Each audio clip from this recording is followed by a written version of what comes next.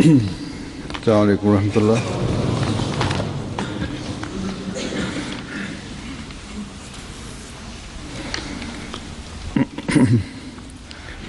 अशहदु अल्ला इलाहा इल्लल्लाह वहदहु ला शरीका लहु वअशहदु अन्ना मुहम्मदन अब्दुहु व रसूलुहु अम्मा बअदु फ़अऊज़ु बिल्लाहि मिनश शैतानिर रजीम। बिस्मिल्लाहिर रहमानिर रहीम। अल्हम्दुलिल्लाहि रब्बिल आलमीन अर्रहमानिर रहीम मालिकि यौमिद्दीन। इय्याका नअबुदु व इय्याका नस्तईन। इहदिनस सिरातल मुस्तकीम सिरातल लज़ीना अन्अमता अलैहिम गैरिल मग़्दूबि अलैहिम वलद्दाल्लीन।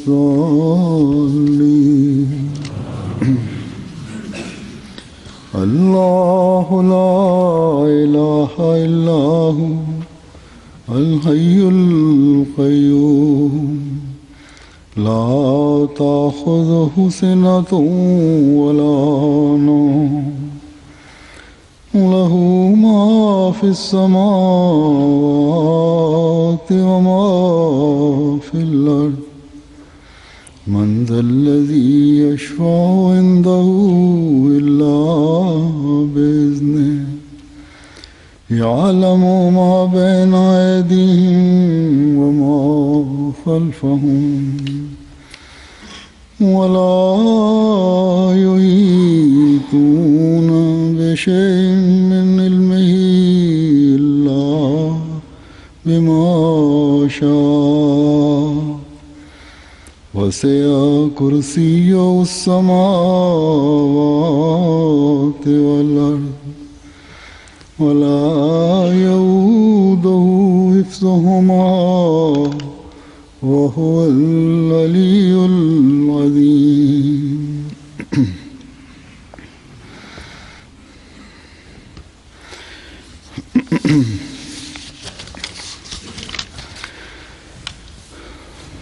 कुछ अर्सा हुआ कुछ वक़्तु थियो आहे मैंने अपने खुतबे में मां पंहिंजे हिकिड़े खुतबे में इस हवाले से इन हवाले सां ॻाल्हि कई हुई कि आजकल त अॼुकल्ह उमूमन मुस्लमान अपनी तवज्जो पंहिंजी तवजो नेकियों की तरफ नेकिन जी तरफ़ रखणु और ऐं ख़ुदा ताला सां ताल्लुक़ पैदा करणु और इस ऐं इन में वधण जे बदिरां पीरों पीरनि फ़क़ीरनि वटि वञणु या उनकी कब्रों पर या उन्हनि जी क़बरुनि ते बासूं बासणु पुराने बुजुर्गों या पुराणनि बुज़ुर्गनि ऐं वलियुनि जी क़बरुनि ऐं मज़ारनि ते वञी उन्हनि खां ईअं घुरण में लॻा पिया आहिनि इस तरह जीअं ख़ुदा ताला खां घुरियो वेंदो आहे। मांगना हो जाता पाकिस्तान हिंदुस्तान वग़ैरह जी अक्सरियत तालीम जी कमी जे करे ऐं नस्लनि बाद नस्लनि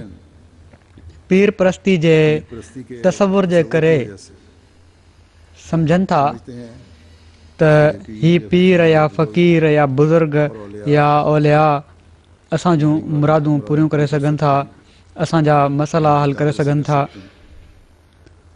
इन लाइ उन्हनि खां दुआऊं घुरियूं वेंदियूं आहिनि ऐं के त शिरक में इन हद ताईं वधियल आहिनि जो क़बरुनि ते सजदा बि करे छॾींदा आहिनि। बल्कि अहिड़ा वाक़िया बि आहिनि जो औरतूं चवंदियूं आहिनि त हीउ पुटु असांखे ख़ुदा ताला नाहे ॾिनो बल्कि दाता साहिब ॾिनो आहे। त इन हद ताईं शिरक वधियल आहे। ऐसे वक्त सो अहिड़े वक़्त में जब मुसलमान जॾहिं मुस्लमान जिन खे सभिनी खां वॾो मवाहिद चवराइणु घुरिजे, छो जो उन्हनि जी तालीम ई इहा हुई। हज़रत पाण सॻोरा सल्लल्लाहु अलैहि वसल्लम इन ई ॻाल्हि ते ज़ोर ॾींदा रहिया। क़ुर शरीफ़ असांखे इन ई ॻाल्हि जी तालीम ॾिए थो, पर बदकिस्मती सां ही मवाहिद बि इन शिरक में मुब्तला थी विया आहिनि। इनमें ऐसे शिरक की बातें हो हिननि में अहिड़े शिरक जूं ॻाल्हियूं थी रहियूं आहिनि जो जेके बाज़ दफ़ा हिननि खे इस्लाम के बजाय इस्लाम जे बदिरां मुशरिकनि जे वधीक वेझो करे रहियूं आहिनि। ताला ने इस ज़माने में हम पर अल्लाह ताला हिन ज़माने में असां ते अहसान कंदे पाण सॻोरनि सल्लल्लाहु अलैहि वसल्लम जे आशिक़े सादिक़ खे मोकिलियो, इस ज़माने में त जीअं हिन ज़माने में इस हिन तालीम को ग़लति तालीम खे की तालीम को ऐं हिन बिगाड़ियल तालीम खे जेका पीरनि फ़क़ीरनि जे करे बिगड़जी वई आहे, उन जी सही तरफ़ रहनुमाई फ़रमाइनि। अल्लाह ताला के इस फिरिस्ताद अल्लाह ताला जे हिन फ़िरिस्तादे के हकम और अदल ज़माने जे हकम ऐं अदल और मसीह ऐं मेहदी वसल्लम के ऐं पाण सॻोरनि सल्लल्लाहु अलैहि वसल्लम जे सचे आशिक़ इस शिरक असांखे के लिए हिन शिरक जे गंद मां कढण जे लाइ उहा रहनुमाई फ़रमाई आहे उस तालीम जेका बिल्कुलु उन तालीम जे मुताबिक़ आहे जेका क़ुर शरीफ़ जी तालीम आहे, जंहिंसां अल्लाह ताला की अल्लाह ताला जी वदानियत क़ाइमु थिए थी, हज़रत जंहिंसां पाण सॻोरनि सल्लल्लाहु अलैहि वसल्लम जी सही तालीम जो पतो लॻे थो, और बरतरी सब जंहिंसां संदन वॾाई ऐं बरतरी साबित थिए थी, से तमाम मज़ाहब जंहिंसां इस्लाम की सभिनी मज़हबनि ते इस्लाम जी बरतरी साबित थिए थी। दूसरे मज़हब वाले जितना भी चाहें ॿियनि मज़हबनि वारा जेतिरो बि वणनि ही चवंदा वतन त असांजे मज़हब में निजात आहे ऐं ख़ासि तौर ते ये दावा है ईसाइत जी हीअ दावा आहे सलीबी मौत से त मसीह सलीबी मौत सां असांजे लाइ कफ़ारो अदा करे छॾियो आहे। हमारे लिए राह निजात हाणे मसीह ई असांजे लाइ निजात जी राह आहे ऐं पोइ इन लाइ बि त हू ख़ुदा जो पुटु आहे हर किस्म के गुनाह ऐं इन खे मञण वारा हर क़िस्म जे गुनाहनि खां पाक थी वेंदा आहिनि। के ईसाईयत में त इन जे करे वो भी उहे बल्कि ईसाईत में जेके सेंट्स चवराइनि था उहे बि शिफ़ात जो ज़रियो बणिजी था वञनि। साबिक़ा पोप कुझु ॾींहं अॻु जॉन पॉल अॻूणे pope John Paul the second जेके हुआ, उन्हनि जे बारे में बि ईसाई दुनिया में चयो वियो त उन जे किन मौजज़नि जे करे साबित थी वियो आहे त खेसि बि शिफ़ात जो मक़ाम मिली वियो आहे, ख़ासि मुक़ाम पर फ़ाइज़ हो गया छो त हिकिड़े ख़ासि मुक़ाम ते हू फ़ाइज़ थी वियो आहे। उनखे अहिड़ो कुर्ब मिली वियो आहे जिथे हू शिफ़ात करे सघे थो ऐं उते जन्नत में वेही हू ई कमु करे सघनि था। बहरहाल ये तो उनके नज़रियात हैं बहरहाल हीअ त तालीम है हुननि जा नज़रियात आहिनि, उन्हनि जी जेका ग़लति तालीम आहे उन जे मुताबिक़ हू कनि था, समझते रहें जेको हू सम्झनि था सम्झंदा रहनि। असल तो ये है कि उनकी तालीम असुल त हीअ आहे त उन्हनि जी तालीम ई हज़रत ईसा अलैहिस्सलातु वस्सलाम जी तालीम जे तौर पर मुकमिल तौर ते ख़िलाफ़ हलंदे शिरक ते बुनियाद कर रही आहे। बुनियाद बन गई है। लेकिन पर इस तालीम के मुतालिक इन तालीम जे मुतालिक़ बि मसीह मौद अलैहिस्सलाम हज़रत मसीह मऊद अलैहिस्सलातु वस्सलाम ई आहिनि ईसाईयत जिन असांखे ईसाईयत जे हिननि ग़लति नज़रियात जे बारे में ॿुधायो। इस वक्त में हज़रत मसीह मौद अलैहिस्सलाम हिन वक़्तु मां हज़रत मसीह मऊद अलैहिस्सलातु वस्सलाम जो हिकिड़ो हवालो पेश कयां थो। पाण फ़रमाइनि था, कि खुदाई के सो यादि रखो हज़रत त ख़ुदाई जी दावा जी हज़रत मसीह ते सरासर तोहमत आहे। उन्हनि हरगिज़ अहिड़ी दावा नाहे कई ऐं जेको कुझु उन्हनि पंहिंजे बारे में फ़रमायो आहे उहे लफ़्ज़ शिफ़ात जी हद खां वधनि नथा।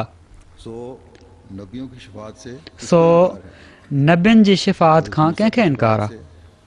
हज़रत मूसा जी शिफ़ात सां केतिरा ई भेरा बनी इसराईल ॿरंदड़ अज़ाब खां निजात हासिल करे विया ऐं मां ख़ुदि इन में तजुर्बेकार आहियां।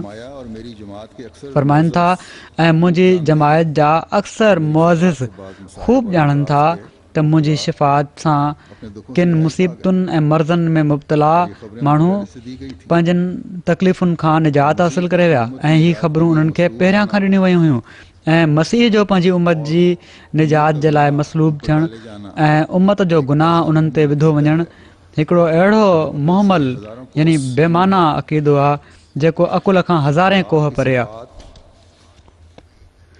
ख़ुदा जी अदल ऐं इंसाफ़ जी सिफ़तुनि खां ई बईद आहे त गुनाह को करे ऐं सज़ा कंहिं ॿिए खे ॾिनी वञे। मक़सदु हीउ अक़ीदो ग़लतियुनि जो हिकिड़ो मेड़ आहे। वरी हज़रत मसीह मऊद अलैहिस्सलातु वस्सलाम हिकिड़े हंधि फरमाइनि था त हक़ी ऐं सची ॻाल्हि हीअ आहे त शफ़ी जे लाइ ज़रूरी आहे त अवल ख़ुदा ताला सां तालुक़ कामिल हुजे त जीअं हू ख़ुदा खां फैज़ खे हासिल करे ऐं पोइ मख़लूक सां शदीद तालुक़ हुजे त जीअं उहो फैज़ ऐं भलाई जेका हू ख़ुदा खां हासिल करे थो मख़लूक खे पहुचाए। जेसि ताईं हीअ ॿई तालुक़ शदीद न हुजनि शफ़ी नथो थी सघे। वरी इन ई मसइले ते टियों बहस ग़ौर जोॻो ही आहे त जेसि ताईं नमूना न ॾिठा वञनि को मुफ़ीद नतीजो नथो निकिरी सघे ऐं समूरा बहस फ़र्ज़ी आहिनि यानी ख़ुदा ताला जो तालुक़ ऐं पोइ मख़लूक सां तालुक़ ऐं उन जो फैज़ अलाह ताला जे तालुक़ जो फैज़ बि मख़लूक खे पहुचाइणु इन जा नतीजा हुअणु घुरिजनि। जेकॾहिं हीअ न त फ़र्ज़ी बहस आहिनि। फरमाइनि था त मसीह जे नमूने खे ॾिसी वठो त कुझु हवारियुनि खे बि सही न करे सघिया। हमेशह उन्हनि खे सुस्त एतक़ाद चवंदा रहिया पर किन खे शैतान बि चयाऊं ऐं इंजील जी रूह खां को नमूनो कामिल हुअणु साबित कोन थो थिए। हज़रत मसीह अलैहिस्सलाम फरमायो आहे त हीउ इंजील ही थो चवे त हज़रत मसीह मौद अलैहिस्सलाम फरमायो आहे त हीउ इंजील थो चवे त पंहिंजे हवारियुनि खे बि सही न कयईं ऐं उन्हनि खे घटि वधि ॻाल्हाईं। फरमाइनि था त इन जी भेट में असांजा नबी करीम सल्लल्लाहु अलैहि वसल्लम कामिल नमूनो आहिनि त कीअं रूहानी ऐं जिस्मानी तौर ते उन्हनि अज़ाब अलीम मां छॾायो ऐं गुनाह जी ज़िंदगी मां उन्हनि खे कढियो जो आलम ई उथलाए छॾियऊं। ईअं ई हज़रत मूसा जी शिफ़ात मां बि फ़ाइदो पहुतो। ईसाई जेके मसीह खे मसीह मूसा करार ॾियनि था त हीअ साबित नथा करे सघनि त मूसा वांगुरु उन्हनि गुनाह खां क़ौम खे बचायो हुजे।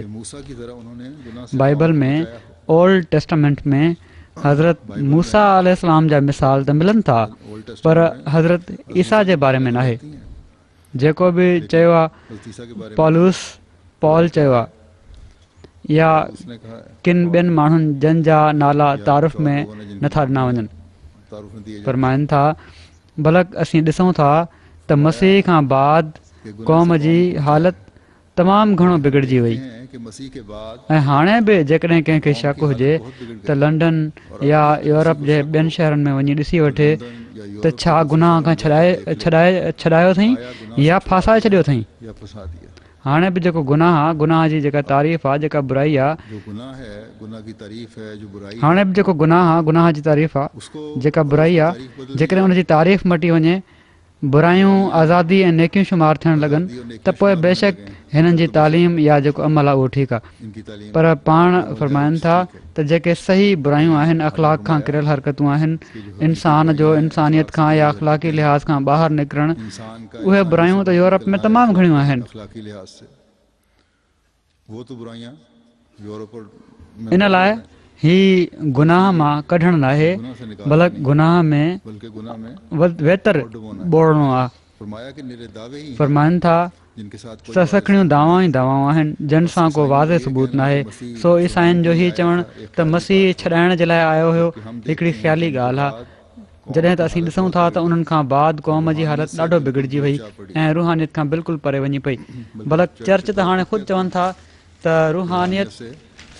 रूहानियत खां असीं तमामु परे हटजंदा पिया था वञूं।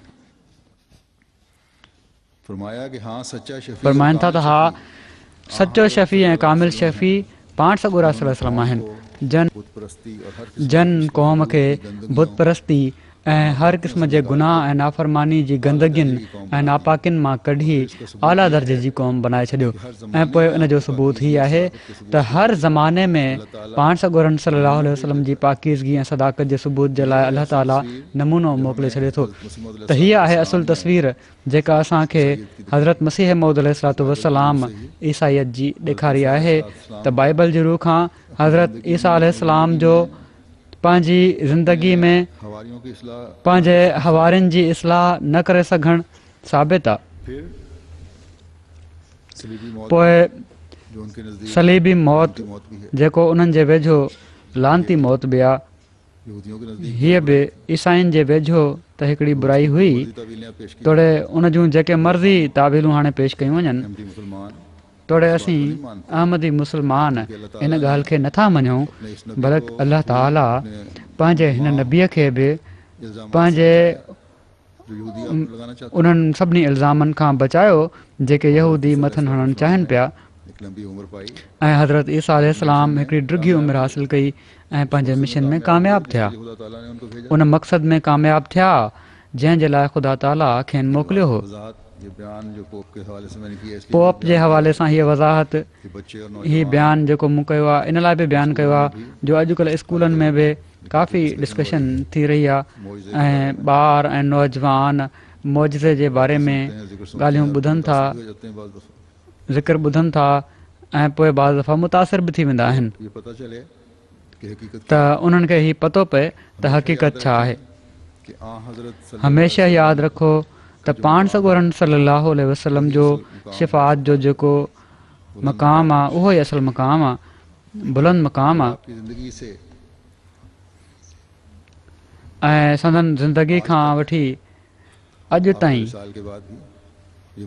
संदन वफ़ात खां बाद बि हीअ मौजज़ा थींदा पिया था अचनि ऐं नमूना क़ाइमु थी रहिया आहिनि। संदन मञण वारनि में अहिड़ा माण्हू पैदा थी रहिया आहिनि जेके मौजज़ा ॾेखारण वारा आहिनि।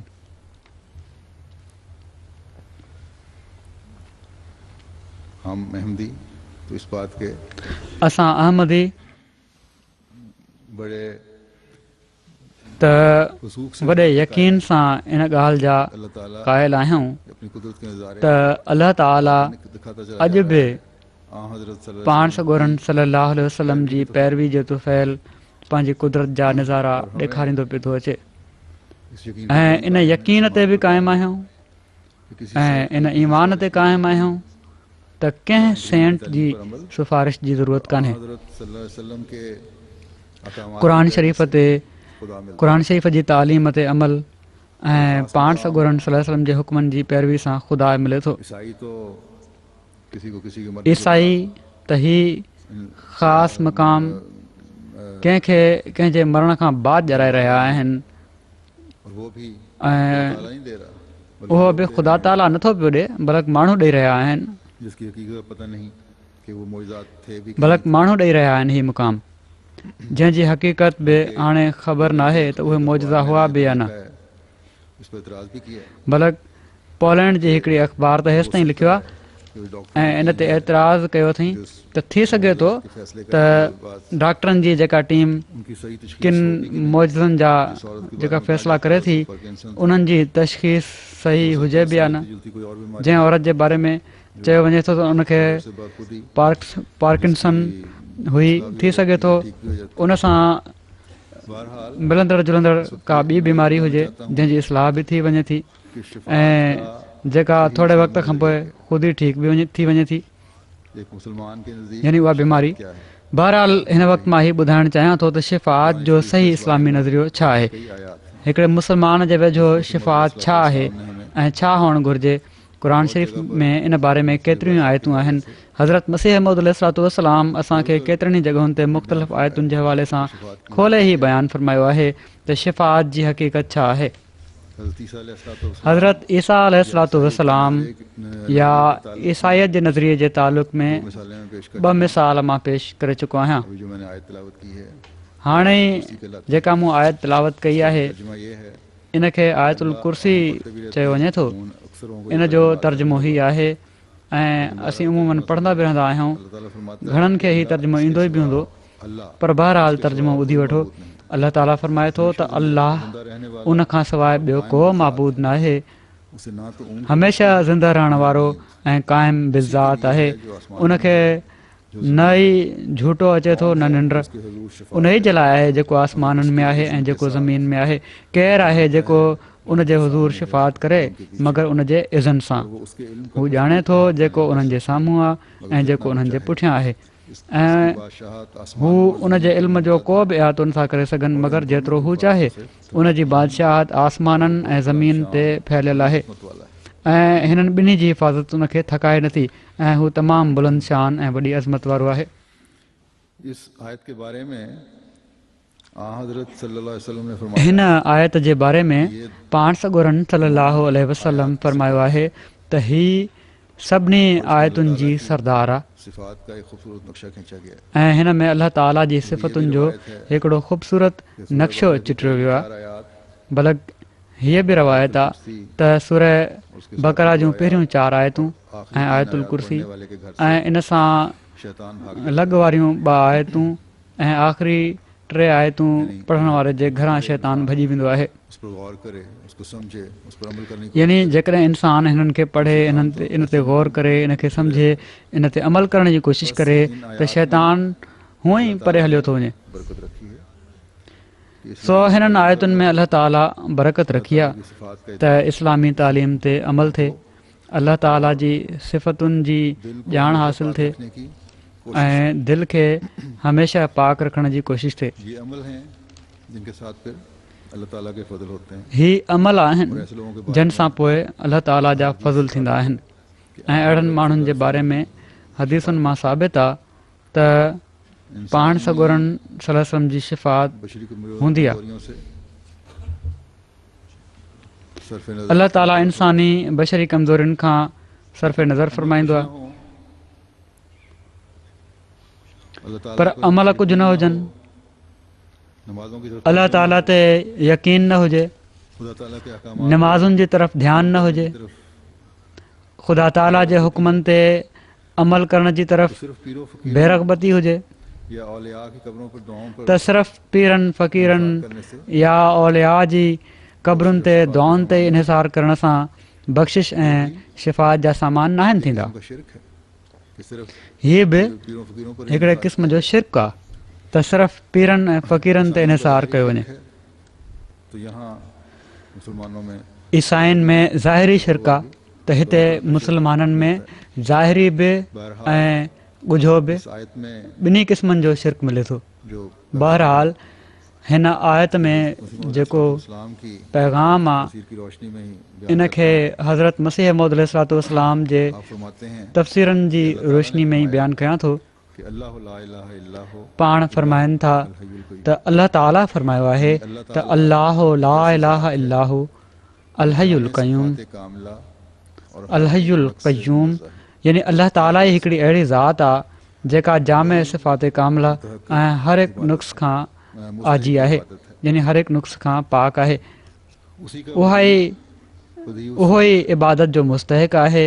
उन ई जो वजूद क्योंकि वो उन ई जे वजूद जो सबूत ज़ाहिरी आहे, छो त हू हई बिज़ात ऐं क़ाइम बिज़ात आहे, यानी ज़िंदा रहे थो, पंहिंजी ज़ात में ज़िंदा आहे, हमेशह खां आहे ऐं हमेशह रहंदो। में हई बिज़ात और कायम बिज़ात होने की ऐं सवाइ उन जे ॿी कंहिं शइ में हई बिज़ात ऐं क़ाइम बिज़ात हुअण जी सिफ़त नथी मिले। हम देखते हैं हीअ पोइ पाण वज़ाहत फरमायूं त बाक़ी सभिनी शयुनि में ऐसी चीज़ नहीं है जेके मख़लूक आहिनि, जेके बि असीं दुनिया में ॾिसूं था, का अहिड़ी शइ न आहे जेका पाण ई मौजूदु हुजे की ज़ात है, ऐं पोइ क़ाइम बि रहे। हमेशा से है और हमेशा रहेगी। हीअ सिर्फ़ु ख़ुदा ताला जी ज़ात आहे जेका हमेशह खां आहे ऐं हमेशह रहंदी। उनको एक वक्त में बाक़ी सभु उन जी मख़लूक आहिनि, या वजूद में आती हैं उन्हनि खे हिकिड़े वक़्त में ज़िंदगी मिले थी या वजूद में अचनि थियूं ऐं पोइ ख़तमु थी थियूं वञनि, क़ाइमु नथियूं रही सघनि, हमेशह नथियूं रही सघनि।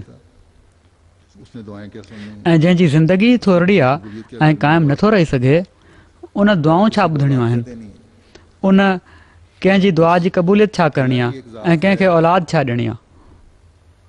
सो अल्लाह ई हिकिड़ी ज़ात आहे जेका सभिनी ताक़तुनि जी मालिक आहे, हमेशह खां आहे, हमेशह रहंदी। हिन आयत में शुरू में ई पहिरीं हीअ ॻाल्हि ॿुधाए छॾी त अल्लाह ई तव्हांजो माबूद आहे, उनखां अलावा को माबूद न आहे। इन लाइ जेकॾहिं उन जी सिफ़तुनि मां फैज़ हासिलु करिणो आहे त ज़ाहिरी शिरक ऐं ॻुझे शिरक हर हिक खां बचो। वरी फरमाए थो हीअ बि सिर्फ़ु अलाह ताला जी सिफ़त आहे त उनखे निंड नथी अचे, न झूठो अचे थो, उनजी हर वक़्तु पंहिंजी मख़लूक ते नज़र आहे ऐं समूरो जेको निज़ाम आहे हू उनखे हलाए रहियो आहे ऐं इन निज़ाम खे हलाइण खां थकिजे नथो। असांजा पीर फ़क़ीर त थकिजी पवंदा आहिनि, बल्कि अक्सर त अॼुकल्ह छा जेके बि गादी नशीन पीर बणियल आहिनि उहे त निमाज़ुनि ऐं इबादतुनि जी तरफ़ ध्यानु ई नथा ॾियनि। उन्हनि जो कमु त सिर्फ़ु खाइणु पीअणु, अयाशियूं करणु ऐं पेट भरे खाइणु आहे। वरी हिन आयत में शफ़ात जे पहलू खे बयानु कयो वियो आहे। तोड़े शफ़ात जो मसइलो सही आहे, शफ़ात हूंदी आहे। गुज़िरियल ख़ुतबे जो जेको मूं ज़िक्र कयो आहे त उनखां बाद मूंखे कंहिं पुछियो हुयो त अहिड़ी तरह तव्हां ज़ाहिर कयो आहे जो जहिड़ी तरह कंहिं क़िस्म जी शिफ़ात थी नथी सघे। शिफ़ात हूंदी आहे, पर हिननि पीरनि फ़क़ीरनि खे अलाह ताला हक़ नाहे ॾिनो। अलाह ताला फरमायो आहे त बेइज़्नी ई अलाह ताला जे इज़न सां शिफ़ात थी सघे थी। अॼु मुस्लमाननि में बि केरु ई दावा करे सघे थो।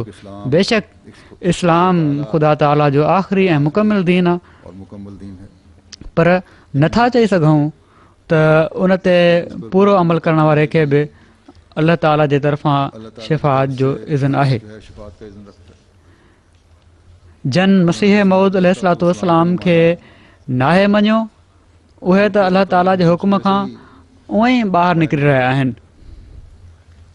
जेके अहमदी आहिनि, केॾा बि वॾा बुज़ुर्ग हुजनि, अलाह ताला सां तालुक़ु हुजे, पर को शिफ़ात जे इज़न जी दावा नथो करे सघे। हज़रत मसीह मऊद अलैहिस्सलातु वस्सलाम जो ख़ुदि पंहिंजो ई हाल आहे। हिकिड़ो वाक़ियो पाण बयानु फरमायो अथनि त हज़रत नवाब मोहम्मद अली ख़ान साहब जो पुटु हिकु दफ़ो ॾाढो बीमार थी पियो। उन्हनि दुआ जी दरख़्वास्त कई त हज़रत मसीह मऊद अलैहिस्सलातु वस्सलाम हज़रत नवाब मोहम्मद अली ख़ान साहब जी क़ुर्बानीनि खे साम्हूं रखंदे उन्हनि जे लाइ जॾहिं सिहत जी दुआ कई त इहो ई जवाबु मिलियो त सिहत नथी मिली सघे। हज़रत मसीह मऊद अलैहिस्सलातु वस्सलाम चयो त दुआ न त मां शिफ़ात थो कयां। इन ते हज़रत मसीह मऊद अलैहिस्सलातु वस्सलाम फरमायो त मूंखे अलाह ताला जे तरफ़ां जवाबु मिलियो त तूं केरु थींदो आहीं बग़ैर इज़न जे शिफ़ात करण वारो। चवनि था त इन ॻाल्हि ते मां ॾकी वियुसि ऐं पोइ जॾहिं अलाह ताला हज़रत मसीह मऊद अलैहिस्सलातु वस्सलाम जी हीअ हालत ॾिठी त थोरी देरि खां बाद ई फरमायाईं त इन का अंतल मजाज़ त तोखे इन शिफ़ात जी इजाज़त ॾिनी थी वञे। ऐं पोइ उन्हनि दुआ कई ऐं अलाह ताला जे फज़ल सां हज़रत नवाब मोहम्मद अली ख़ान साहब जो उहो पुटु वॾो वक़्तु ज़िंदा रहियो। हिकिड़ी हदीस में आहे त पाण सॻोरन सल्लल्लाहु अलैहि वसल्लम खे बि इज़न थींदो तॾहिं पाण शिफ़ात कंदा। हिकिड़ी डिघी हदीस आहे, इन जो हिकिड़ो हिसो आहे। वरी हिकिड़ी रिवायत आहे, ज़ियाद बिन अबी ज़ियाद जेके बनी मक़सूम जा ग़ुलाम हुआ, नबी करीम सल्लल्लाहु अलैहि वसल्लम के खादिम मर्द या औरत से रवायत करते हैं कि नबी करीम सल्लल्लाहु अलैहि वसल्लम खादिम से दरियाफ़्त नबी करीम सल्लल्लाहु अलैहि वसल्लम जे हिकिड़े खादिम मर्द या औरत खां रिवायत कनि था त नबी करीम सल्लल्लाहु अलैहि वसल्लम खादिम खां पुछंदा रहंदा हुआ त छा तुंहिंजी का ज़रूरत आहे? अर्ज़ की मेरी हाजत ये रावी चवनि था त हिकिड़े ॾींहुं उन चयो या रसूल अल्लाह, क़यामत के रोज़ मुंहिंजी हिकिड़ी ज़रूरत आहे। पाण आप सल्लल्लाहु अलैहि पुछऊं वसल्लम ने फरमाया, त कहिड़ी ज़रूरत अथई? ख़ादिम अर्ज़ु कयो, मुंहिंजी ज़रूरत हीअ आहे खादिम ने अर्ज़ त किया, पाण सॻोरा सल्लल्लाहु अलैहि वसल्लम क़यामत जे ॾींहुं मुंहिंजी शिफ़ात फरमाइनि। बस पाण सॻोरनि सल्लल्लाहु अलैहि वसल्लम फरमायो, तोखे इन ॻाल्हि जी तरफ़ कंहिं तवजो ॼराई? ख़ादिम अर्ज़ु कयो, मुंहिंजे रब। पाण सॻोरनि सल्लल्लाहु अलैहि वसल्लम फरमायो, छो न, बात अगर चाहते सो तूं सजदनि जी घणाई सां मुंहिंजी मदद कर। सजदों की मुस्नद अहमद बिन हंबल जी हीअ हदीस आहे। एक आध नमाज पढ़ लेने से, सो शिफ़ात जेकॾहिं चाहियो था कर लेने त पोइ शिफात नहीं, सजदनि जी घणाई जी बि ज़रूरत आहे। बल्कि सजदों की कसरत हिकु अधु नमाज़ पढ़ी वठण सां, पीरनि जी क़बरुनि ते सजदा करे वठण सां शिफ़ात न थींदी, बल्कि सजदों की कसरत घणा सजदा करण सां शिफ़ात थींदी। बात होगी और ऐं सजदा बि उहे घुरिजनि होकर खुदा ताला जेके ख़ालिस थी करे ख़ुदा ताला जे अॻियां कया वञनि। अल्लाह ताला को ख़ुदा ताला खे और सब ताक़त अकेलो ऐं वाहिद ऐं सभिनी ताक़तुनि जो मालिक सम्झंदे कया वञनि।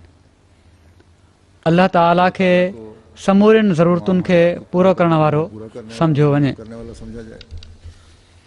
वरी हिकिड़ी हदीस में अचे थो, हज़रत हदीस में अबू हुरैरा रज़ियल्लाहु ताला अन्हु खां रिवायत आहे त उन्हनि चयो त पाण सॻोरनि सल्लल्लाहु अलैहि वसल्लम खां पुछा कई वई त या रसूल अल्लाह, या रसूल अल्लाह, क़यामत जे ॾींहुं माण्हुनि मां क़यामत के रोज़ उहो कहिड़ो ख़ुशकिस्मत आहे जंहिंजी तव्हां सिफ़ारिश फरमाईंदो? रसूलुल्लाह सल्लल्लाहु अलैहि वसल्लम फरमायो, अबू हुरैरा, मुझे यही ख्याल मुंहिंजो इहो ई ख़्यालु हुयो त तोखां पहिरियां हीअ ॻाल्हि मूंखां ॿियो को न पुछंदो, छो त मां ॾिसी चुको आहियां जेको हिर्स तोखे हदीस जे बारे में आहे। क़यामत जे ॾींहुं मुंहिंजी शफ़ाअत जे ज़रिए माण्हुनि मां ख़ुशकिस्मत उहो शख़्स हूंदो शिफात के ज़रिए लोगों में जंहिं पंहिंजी दिलि सां होगा जिसने या फरमायाऊं त पंहिंजे नफ़्स जे इख़लास सां ही चयो, इखलास से ये कहा, अल्लाह खां सवाइ ॿियो को माबूद न आहे। बस सो अल्लाह अल्लाह ला इलाहा इल्ला हू, कहा गया, जेको इख़लास सां चयो वियो, दिलि सां चयो वियो, नफ़्स जी कंहिं मिलावट खां बग़ैर चयो वियो, असल चीज़ इहा ई असुल शइ आहे ऐं इहो ई बुनियादु आहे जेको शिफ़ात जो हक़दार बणाए थो। और ऐसे लोगों की शिफात करने का हज़रत सल्लल्लाहु अलैहि वसल्लम ऐं ने इज़हार फरमाया। अहिड़नि माण्हुनि जी शिफ़ात करण जो पाण सॻोरनि सल्लल्लाहु अलैहि वसल्लम इज़हार फरमायो आहे। हिकिड़े हंधि क़ुर शरीफ़ में अल्लाह ताला पाण सॻोरनि सल्लल्लाहु अलैहि वसल्लम खां ही ऐलान कराए थो त कुल इन कुंतुम तुहिब्बून अल्लाह फत्तबिऊनी युहिब्बुकुमुल्लाहु व यग़फिर लकुम ज़ुनूबकुम वल्लाहु गफ़ूरुर रहीम। त तूं चई छॾ त जेकॾहिं तूं अल्लाह सां मोहबत करीं थो त मुंहिंजी पैरवी कर, अगर तुम अल्लाह से मोहब्बत करते हो, अल्लाह तोसां मोहबत कंदो अल्लाह तुमसे मोहब्बत करेगा ऐं तव्हांजा गुनाह बख़्शे छॾींदो। और अल्लाह बहुत ऐं अल्लाह ॾाढो बख़्शण वारो ऐं बार बार रहम करण वारो आहे। वल्लाहु गफ़ूरुर रहीम, गफ़ूरुर रहीम। हीअ आयत जिथे ईसाइनि ऐं यहूदियुनि जे लाइ हिकिड़ो खुलियल ऐलान आहे ईसाइयों त के लिए खुला ऐलान है तव्हांजी हीअ दावा त तव्हां ख़ुदा जा प्यारा आहियो ऐं उन जा बचा आहियो। और उसके ख़ासि तौर ते ख़ासि तौर ते ईसाई जेको चवंदा आहिनि त असीं ख़ुदा जा मानने वाले हैं, असीं ख़ुदा जे पुट खे मञण वारा आहियूं, इन लाइ ख़ुदा खे प्यारा थी विया आहियूं निजात ऐं या हू असांजे लाइ निजात जो बाहिस बणिजी विया। कि तुम्हारे दावे अल्लाह ताला फरमाए थो त तव्हांजी दावा जी का हैसियत न आहे, तव्हां जूं दावाऊं का हैसियत नथियूं रखनि। हाणे रसूलुल्लाह सल्लल्लाहु अलैहि वसल्लम जी पैरवी ई अल्लाह ताला जो प्यारो बणाए सघे थी। वालों को एक चैलेंज, हीअ सभिनी मज़हब वारनि खे हिकिड़ी चैलेंज आहे। हमारे लिए भी इसमें यही हुक्म है। अहिड़ी तरह असांजे लाइ बि इन में इहो ई हुकुम आहे त नाले जो इस्लाम ई न बल्कि रसूलुल्लाह सल्लल्लाहु अलैहि वसल्लम जी पैरवी जी ज़रूरत आहे।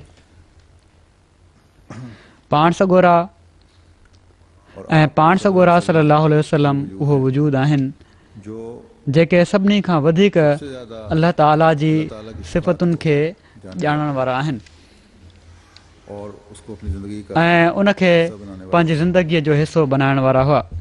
बस अगर आपकी शिफात से सो जेकॾहिं पाण सॻोरनि सल्लल्लाहु अलैहि वसल्लम जी शिफ़ात मां हिसो वठिणो आहे त पोइ संदन सुन्नत ते अमल करणो पवंदो, संदन अमल खे ॾिसणो पवंदो। पंहिंजे मथां क़ुर शरीफ़ जी हुकूमत खे लागू करणो पवंदो, छो त पाण सॻोरन सल्लल्लाहु अलैहि वसल्लम जे बारे में हज़रत आयशा रज़ियल्लाहु ताला अन्हा इहो ई फरमायो आहे त कान ख़ुलुक़ुहुल क़ुरान। यही आपका इम्तियाज़ और आपकी शान थी कि आपका हर फेल, हर कौल, हर अमल इहा ई संदन साञा ऐं संदन शान हुयो त संदन हर फ़ैल, हर कौल, हर अमल क़ुर शरीफ़ जे मुताबिक़ हुयो। हज़रत मसीह मौद अलैहिस्सलाम हिन आयत जे बारे में फरमाइनि था ऐं क़ुर शरीफ़ में पाण सॻोरन सल्लल्लाहु अलैहि वसल्लम जी शिफ़ात जे बारे में मुख़्तलिफ़ जॻहुनि ते ज़िक्र फरमायो वियो आहे। जहिड़ो कि हिकिड़े हंधि फरमाए थो कुल इन कुंतुम तुहिब्बून अल्लाह फत्तबिऊनी युहिब्बुकुमुल्लाहु व यग़फिर लकुम ज़ुनूबकुम। तर्जुमो, चओ जेकॾहिं तव्हां ख़ुदा सां मुहबत कयो था त अचो मुंहिंजी पैरवी कयो त जीअं ख़ुदा बि तव्हां सां मुहबत करे ऐं तव्हांजा गुनाह बख़्शे। हाणे ॾिसो, हीअ आयत केतिरे क़दुरु न वज़ाहत सां ॿुधाए रही आहे त पाण सॻोरन सल्लल्लाहु अलैहि वसल्लम जे नक्शे क़दम ते हलणु, जंहिंजी लाज़मी शयुनि मां मुहबत ऐं ताज़ीम ऐं पाण सॻोरन सल्लल्लाहु अलैहि वसल्लम जी इताअत आहे। इसका ज़रूरी नतीजा ये है कि इंसान खुदा का महबूब बन जाता है और उसके गुनाह बख्शे जाते हैं। जंहिंजी लाज़मी शयुनि मां पाण सॻोरन सल्लल्लाहु अलैहि वसल्लम सां मुहबत, ताज़ीम ऐं इताअत आहे। इन जो ज़रूरी नतीजो हीअ आहे त इंसानु ख़ुदा जो महबूब बणिजी वेंदो आहे ऐं उन जा गुनाह बख़्शिया वेंदा आहिनि। यानी जेकॾहिं को गुनाह जो ज़हर खाई चुको आहे त मुहबत ऐं इताअत ऐं पैरवी जे तरियाक सां उन ज़हर जो असरु हलियो वेंदो आहे। ऐं जहिड़ी तरह दवा जे ज़रिए सां मर्ज़ खां हिकिड़ो इंसानु पाक थी सघे थो, ईअं ई हिकिड़ो शख़्स गुनाह खां पाक थी वेंदो आहे। ऐं जहिड़ी तरह नूर ऊंदाही खे ख़तमु कंदो आहे ऐं तरियाक ज़हर जो असरु ख़तमु कंदो आहे ऐं बाहि साड़ींदी आहे, ईअं ई सची इताअत ऐं मुहबत जो असरु हूंदो आहे।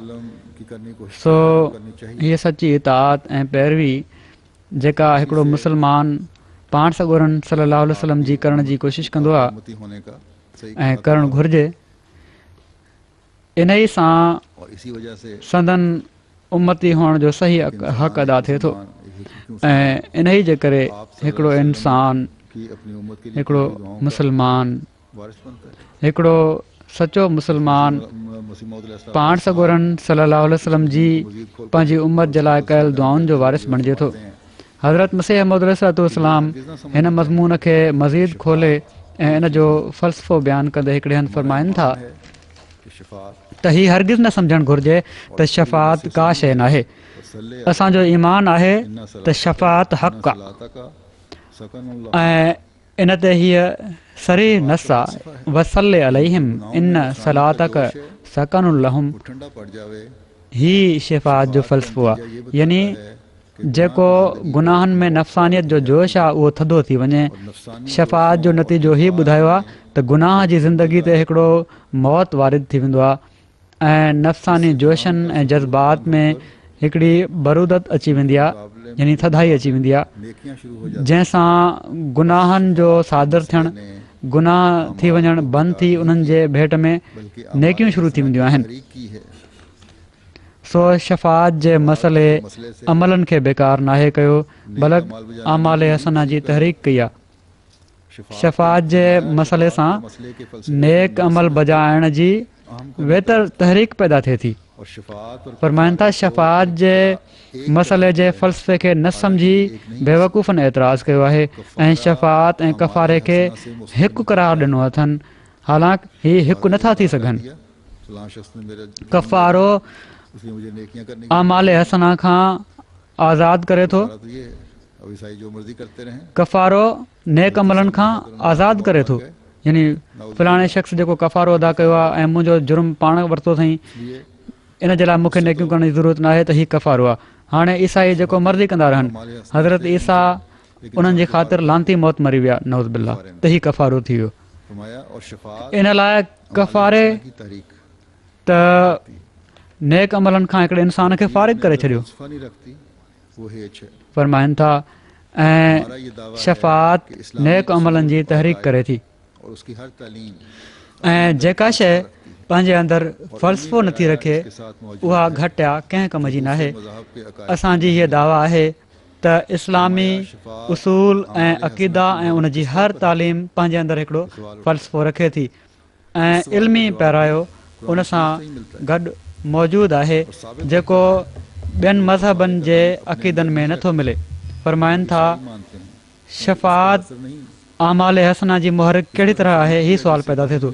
हिन सुवाल जो जवाबु बि क़ुर शरीफ़ मां ई मिले थो ऐं साबित थिए थो त उहा कफ़ारे जो रंग पंहिंजे अंदरि नथी रखे जेको ईसाई मञनि था, छो त इन ते ई असरु न आहे कयो वियो जंहिंसां ढराई ऐं सुस्ती पैदा थिए थी।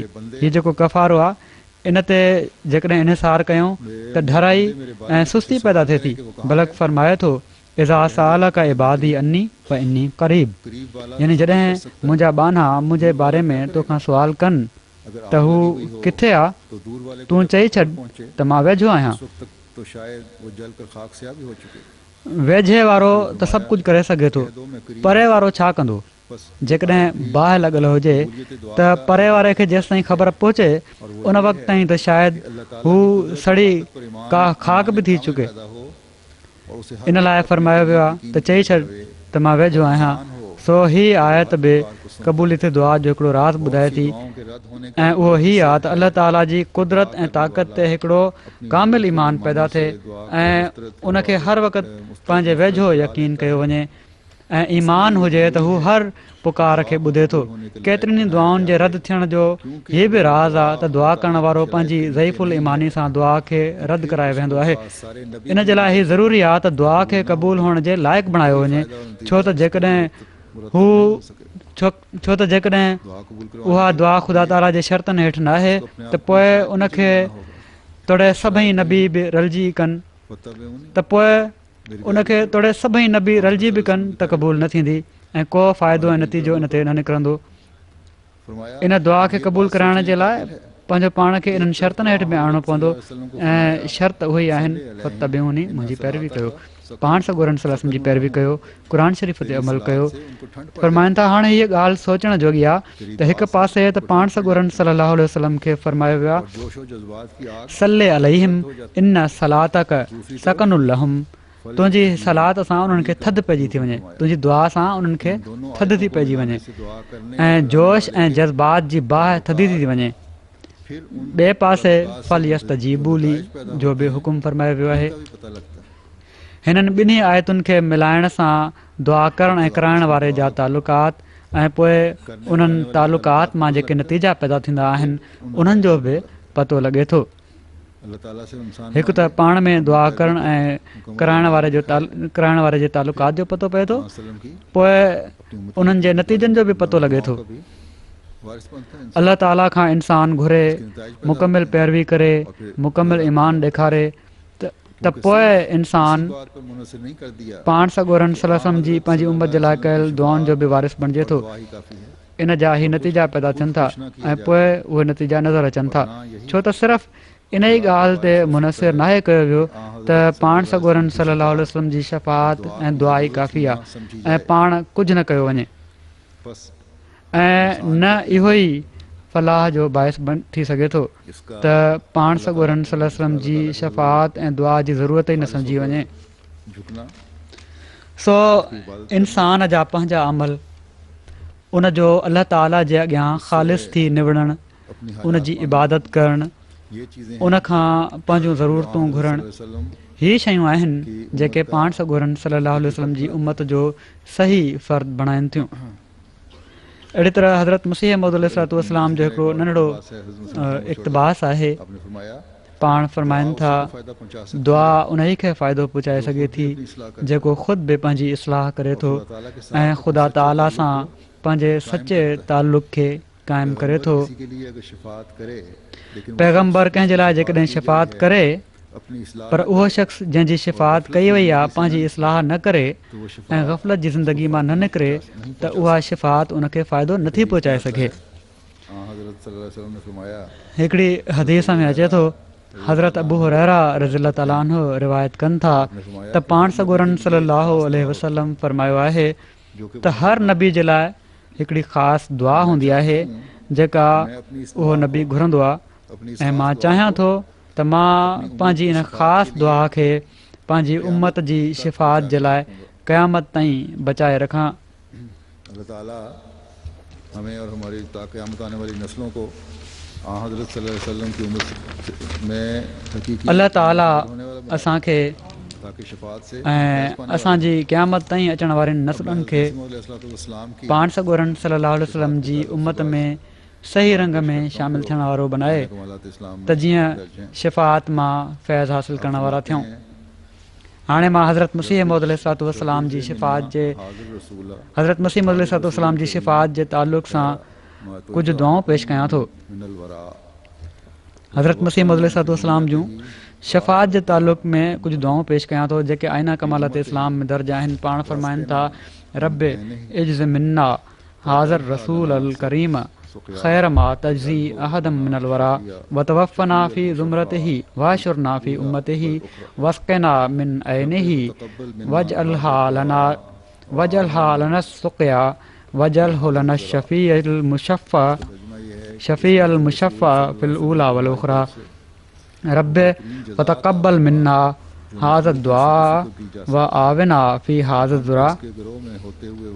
इन जो तर्जुमो ही आहे त हिन मौज़ूज़ रसूल सल्लल्लाहु अलैहि वसल्लम खे असांजे तरफ़ां उहा बहितरीनु जज़ा अता फ़रमा जेका मख़लूक़ मां कंहिंखे ॾेई सघजंदी हुजे ऐं असांखे उन जे टोले मां हूंदे वफ़ात ॾे ऐं असांखे उन जी उम्मत मां हूंदे क़यामत जे ॾींहुं उथार ऐं असांखे उन जे चश्मे मां प्यार ऐं इन चश्मे खे असांजे लाइ सैराबी जो ज़रियो बणाए छॾ ऐं उनखे हिन दुनिया में बि ऐं आख़िरत में बि असांजे लाइ शिफ़ात करण वारो ऐं जंहिंजी शिफ़ात क़बूल कई वञे बणाए छॾ। ऐं असांजा रब असांजी हीअ दुआ क़बूल फ़रमाए ऐं असांखे इन पनाह गाह में जॻह ॾे। वरी हिकिड़े हंधि पाण इस्लाम फ़रमाइनि था, अल्लाहुम्मा वसल्ले वसल्लिम अला ज़ालिक शफ़ील मुशफ़्फ़इल मुनज्जी लिनोअल इंसान। ऐं अल्लाह सो तूं फ़ज़ल ऐं सलामती नाज़िल फ़रमाए हिन शिफ़ात करण वारे ते जंहिंजी शिफ़ात क़बूल कई वञे थी ऐं जेको इंसान ज़ात जो निजात ॾींदड़ आहे ऐं इंसान ज़ात खे निजात ॾींदड़ हाणे सिर्फ़ु ऐं सिर्फ़ु पाण सॻोरा सल्लल्लाहु अलैहि वसल्लम आहिनि। वरी पाण फ़रमाइनि था, रब या रब इस्मा दुआई फ़ी क़ौमी वतज़र्रोई फ़ी इख़वती इन्नी अतवस्सलु इलैका बिनबिय्यिका ख़ातमिन नबिय्यीन व शफ़ीन व मुशफ़्फ़इन लिल मुज़निबीन। ऐं मुंहिंजा रब तूं मुंहिंजी क़ौम जे बारे में मुंहिंजी ऐं मुंहिंजे भाइरनि जे बारे में मुंहिंजी तज़रुआत खे ॿुध। ऐं मुंहिंजा रब तूं मुंहिंजी क़ौम जे बारे में मुंहिंजी दुआ ऐं मुंहिंजे भाइरनि जे बारे में मुंहिंजी तज़रुआत खे ॿुध। मां तुंहिंजे नबी ख़ातमुन नबियीन ऐं गुनाहगारनि जी मक़बूल शिफ़ात करण वारे जे वसीले सां तोखां सुवाल कयां थो। हज़रत मसीह मौद अलैहिस्सलाम पाण सॻोरनि सल्लल्लाहु अलैहि वसल्लम जे मक़ाम जे बारे में फ़रमाइनि था, हीअ आख़िरी इक़्तिबास पेश कयां थो। पाण फ़रमायाऊं, इंसान ज़ात जे लाइ ज़मीन जे मथाशिरे ते हाणे को किताब नाहे मगर क़ुरान ऐं सभिनी आदमज़ादनि जे लाइ हाणे को रसूल ऐं शफ़ी नाहे मगर मुहम्मद मुस्तफ़ा सल्लल्लाहु अलैहि वसल्लम। सो तव्हां कोशिशि कयो त सची मोहबत हिन जाह जलाल जे नबी सां रखो ऐं उन जे ग़ैर खे कंहिं तरह बि मथे न सम्झो ऐं इन जे ग़ैर खे इन ते कंहिं तरह बि मथे न सम्झो त जीअं आसमान ते तव्हां निजात याफ़्ता लिखिया वञो। ऐं यादि रखो त निजात उहा शइ नाहे जेका मरण खां बाद ज़ाहिर थींदी, बल्कि सची निजात उहा आहे जेका हिन दुनिया में पंहिंजी रोशनी ॾेखारे थी। निजात याफ़्ता केरु आहे? उहो जेको यकीन रखे थो त ख़ुदा सच आहे ऐं मुहम्मद सल्लल्लाहु अलैहि वसल्लम उन में ऐं समूरी मख़लूक़ में विचोलो शफ़ी आहे ऐं आसमान हेठि न उन जे रुतबे बराबरि को ॿियो रसूल आहे ऐं न क़ुर जे रुतबे बराबरि को ॿियो किताबु आहे ऐं कंहिं जे लाइ बि ख़ुदा नाहे चाहियो त हू हमेशह ज़िंदा रहे मगर ही बरगुज़ीदो नबी हमेशह जे लाइ ज़िंदा आहे ऐं उन जे हमेशह ज़िंदा रहण जे लाइ ख़ुदा ई बुनियादु विधो आहे त उन जे तशरीह ऐं रूहानी फैज़ पहुचाइण खे क़यामत ताईं जारी रखियो अथई ऐं आख़िरकार उन जे रूहानी फैज़ पहुचाइण जे करे हिन मसीह मौत खे दुनिया में मोकिलियो जंहिंजो अचणु इस्लामी इमारत जी तकमील जे लाइ ज़रूरी हो। सो ज़रूरी हुयो त हीअ दुनिया ख़तमु न थिए जेसि ताईं जो मुहम्मदी सिलसिले जे लाइ हिकिड़ो मसीह रूहानी रंग में न ॾिनो वञे हा जहिड़ो का मूसवी सिलसिले जे लाइ ॾिनो वियो हुयो। इन ई तरफ़ हीअ आयत इशारो करे थी त इहदिन सिरात अल मुस्तक़ीम सिरात लज़ीना अनअमत अलैहिम। अल्लाह ताला ने जिस मसीह में सो हाणे हमेशह ज़िंदह रहण वारो जुड़ना ऐं ज़िंदह नबी पाण सॻोरन सलम जी ज़ात ई आहे ऐं पोइ संदन फैज़ मां फैज़ पाए अल्लाह ताला जंहिं मसीह मेहदी खे मोकिलियो आहे उन सां ॻंढिजणु ज़रूरी आहे। अल्लाह ताला असांखे सही रंग में इन तालुक़ खे मज़बूत खां बहितर मज़बूत कंदे वञण जी तौफ़ीक़ अता फ़रमाए। अल्लाह ताला असांखे हिन मसीह ऐं मेहदी ऐं पाण सॻोरन सलम जी पैरवी में अचण वारे हिन नबीउल्लाह जी जमायत सां तालुक़ खे मज़बूती सां हमेशह ॻंढे रखण जी तौफ़ीक़ अता फ़रमाईंदो वञे ऐं हमेशह असीं मुनम अलैह गिरोह में शामिल थींदे अल्लाह ताला जे फज़लनि खे हासिल करण वारा बणिजंदा वञूं।